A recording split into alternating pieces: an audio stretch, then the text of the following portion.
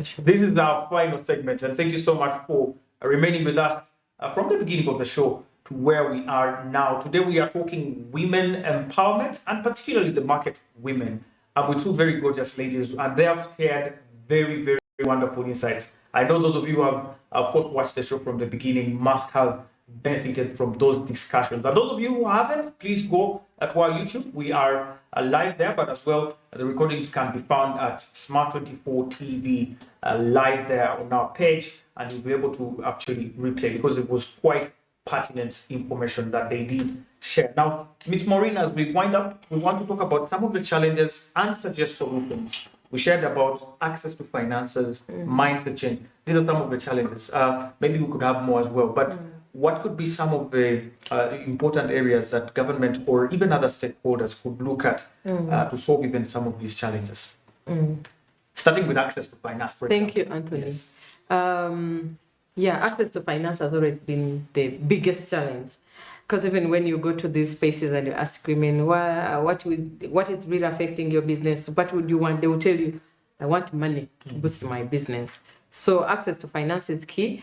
And we appreciate what the government is putting forward to increase access to finance. But in all these models, there are also gaps within the models that government is putting forward to ensure that women access finance. But for us as the Institute for Social Transformation, we are also doing our contribution. We are putting forward our contribution, which is through the revolving fund that we give to the women cooperatives that are being formed, that they can use that money to grow their business.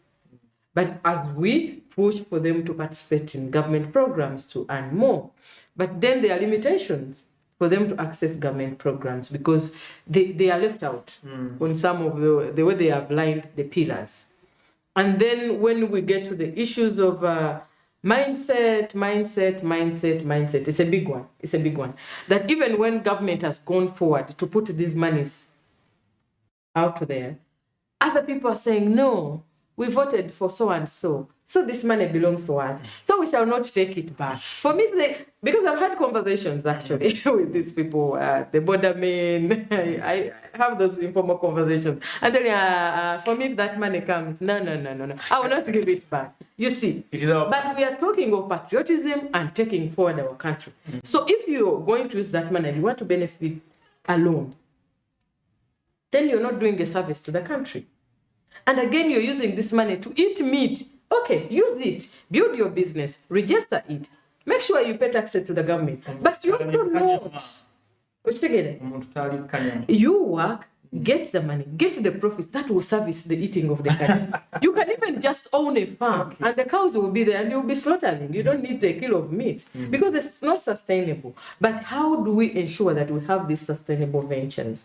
So for me, I feel we need to change the mindset of the people. And yes, government has pushed the PDM, is here. But some of the pillars, I think you can see the thematic areas that we're supposed to focus on. We have these clusters of the market women who are already into business. How are we supporting them to get this money? But again, the people who are doing the subsistence farming that were there, we want to change to the money economy. What are we going to do to ensure that their mindset is changed to think business? Do you understand? Because the thinking of business is not their thing. They're just for survival. But we want somebody to have a chronological plan of how they're going to do this.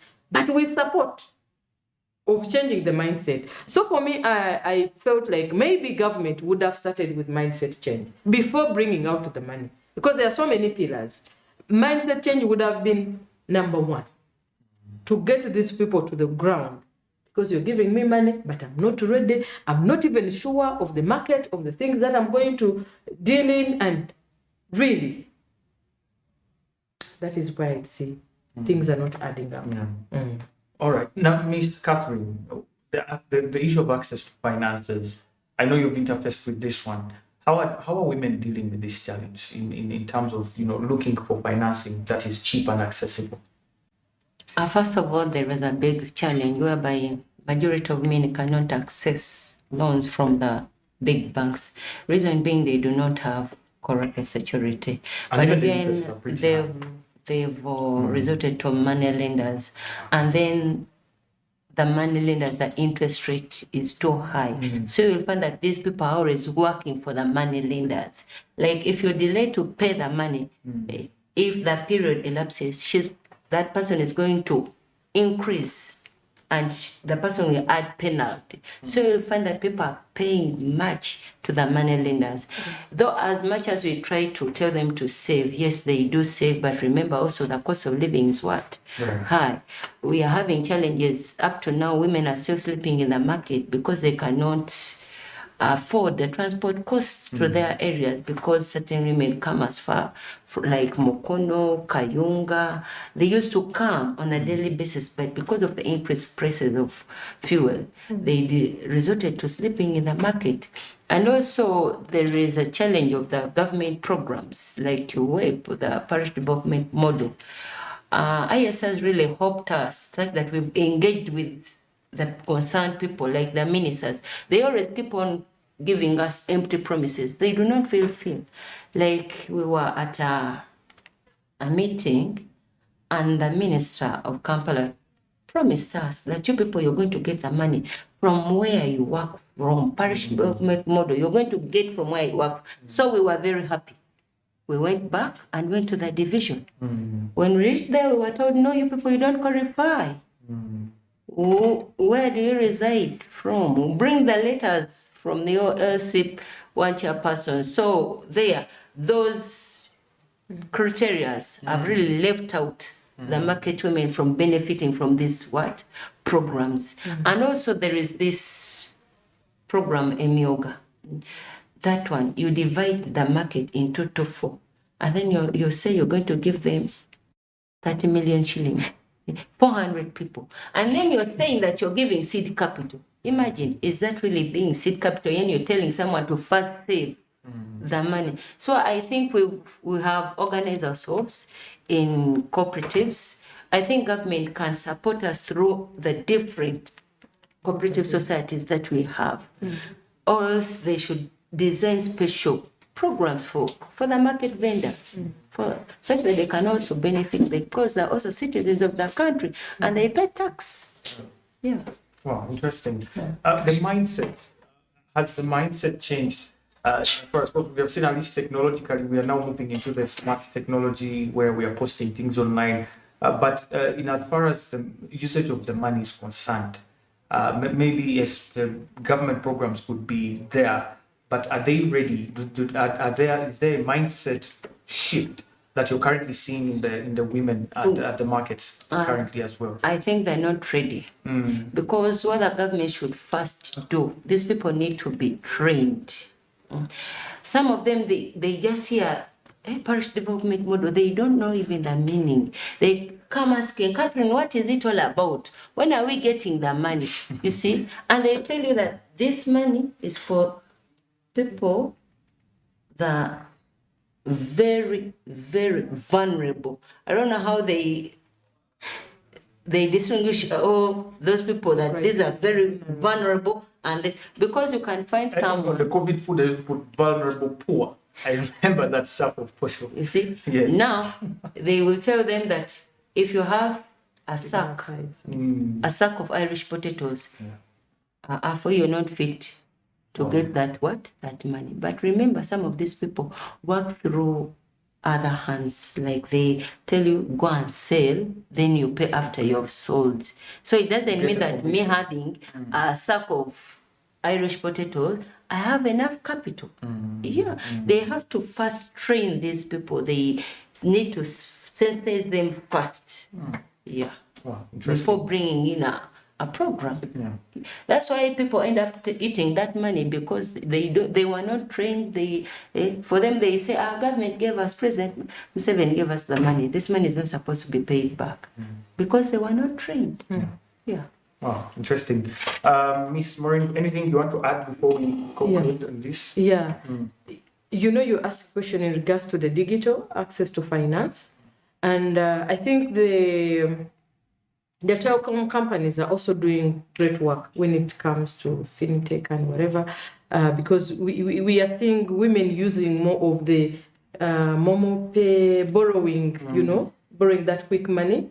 Yes, I think it is really also getting them there. So we should appreciate them really. Yeah, because we are seeing so many who have borrowed money to inject in their So business. even the private sector Yes. can come in here and give a hand to such women in a special way. Surely the private sector, let us call it like that. They are doing great. Thank you. We appreciate But when it comes to these applications, the interest rate is high. yeah. Okay. That is the cry of the women, really. The interest is high. Because But at least it's accessible someone is immediately. borrowing 70,000, then she's to pay 100 within a week.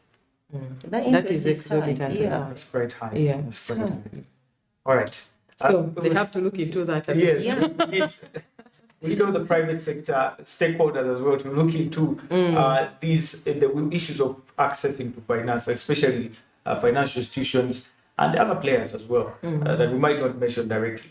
But we want to talk about your stories before we wind up, because our time is fast spent. But I wouldn't want to leave before at least giving us a bit of inspiration to the young women out there. I'll start with you, Maureen. Tell us about your journey and how you got into a position like being an executive director for Christ's sake. I mean, that's really big. Tell us about your story. Why do you say, getting into this and why look so old? Or No, why look so old? I absolutely not. Absolutely not. It's just that many people would be inspired to know how a young lady like you could get into such a very fat position. Yeah, thank you, Anthony. I really love mentoring young people in regards to leadership, but also positioning themselves for value. Because, leadership is not a cup of tea. It takes a strong heart and courage for you to be a leader, but it also takes your commitment to work. Commitment to work, to love what you do, but also to love the people. Because when you're in leadership, you're working with people. You're not going to work alone. So it's all about how to balance, moving with others, ensuring that you're empowering them, not the boss syndrome, saying I'm the boss, I'm the ED. No. Those titles don't work. When you're a leader for the people, which we believe in, transformational leaders, we want to look at leadership, generational leadership, leadership to continue. So nurturing other leaders.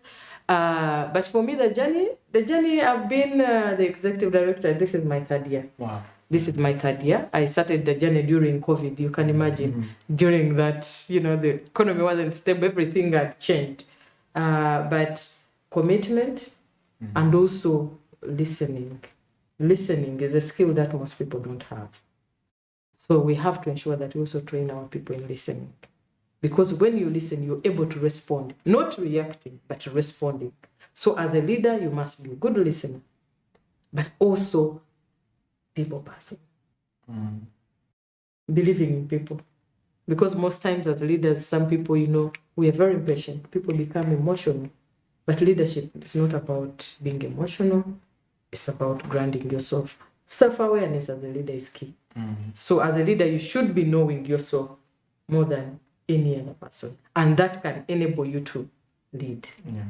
So self-awareness, but also encouraging women to participate in leadership. It is for us, it's your right. Take it on, give it a shot, and always look out for the value you bring. Not about the money, but which value do you bring?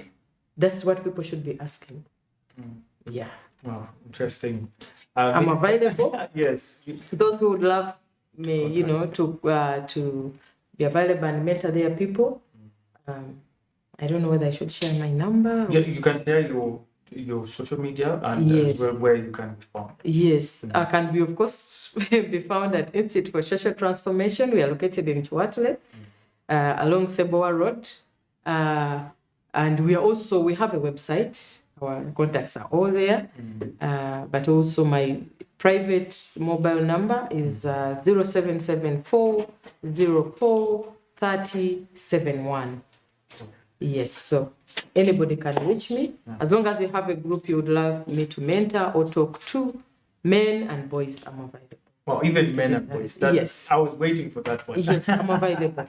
Nice, interesting. Thank you. Miss Catherine, tell us about your journey before becoming the chairperson of the Nakawa Women Market Cooperative. Okay, after my graduation, I looked for jobs. I tried different companies, different organizations. But again, what discouraged me from looking for jobs was the interview. These people were telling me to do, I could not manage. You can't tell me that if you're to be given a job here, you first have to have sex with me. That one really discouraged me and from seeking the job. So my mother was already working in the market. So she told me, and I remembered when we were graduating, we were told to be job creators, not seekers. So my mother told me, as you're looking for a job, you can have the stall. Because she had worked in the market for long. So she gave me a stall and I started working in the market. As I continued to look for a job, but as time went on, I got used because at least I saw that I was making some good money, and so I continued to work in the market. Wow. That is where IST found me. I was a mobilizer. Then from the mobilizer, I took on the leadership positions. I competed with men, by the way. They were 10 and I was the only lady. But at least I managed to beat 7 of them. Wow. Yes, so that is how I've kept on. And different organizations have found me there. And at least up to today, I don't regret working in the market. Wow. Yes, because even with IST, I was able to diversify my business. I grow vegetables, which I again bring to the market. From your own garden. Yes, I keep poultry. So at least I'm happy. Wow, Yeah. very interesting. Thank you so much. I can't thank you enough. I'm very, very grateful. And of course, the viewers are, I'm sure, as well, for the time and the insights that you've shared. Thank you. You're Thank you, welcome. Anthony. You're welcome. Yep. There you have it, ladies and gentlemen. Thank you so much for watching. This is the point. And of course, we've been talking women in the markets and, of course, empowering women in general. And the discussion has ranged from, of course, different challenges that these women face, but also the responsibility of men has been one of the pivots of our discussion, knowing that women, as they're being empowered, they need the back of a very strong man. So you must be, as a man, hardworking and probably working even harder than the woman because you are naturally the provider. But for the stakeholders in the different sectors, the private sector and government, definitely there are things to look at, especially the infrastructure, getting to consult the vendors before doing certain things and making certain decisions, some of the things that were outlined. As well for the vendors out there, the women, the mindset has to change, and we have, of course, to definitely get skilled in different sectors, get skilled in how to read and write and improve our livelihoods as well. My name is Anthony, and I have been your host. I'm going to wish you a very good weekend, and probably we'll meet next time, same place and same time. Bye for now.